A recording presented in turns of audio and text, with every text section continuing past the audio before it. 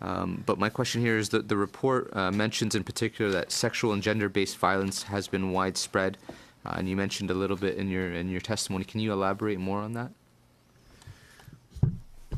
I mean, from December 2013 up until today, it has been used as a weapon of war, we allege, the UN alleges, predominantly by the government forces and associated militia.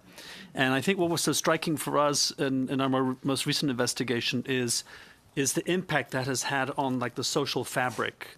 When you meet, particularly, I mean, many of the men are dead in families, and the households are led by women, and the stories they tell over 2.5 years of kidnapping of their children. We're talking about girls who are kidnapped, taken to bases, government militia bases, and used as sex slaves, and sometimes shot dead, sometimes released.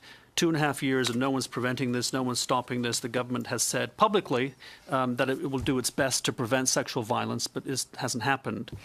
I think, so as I said, what was so striking for us is the damage it's actually now doing to the communities. These communities are suffering enormously over this campaign of killing and sexual violence and disappearances, in addition to everything else, destroying their houses, stealing their cattle, stealing their food.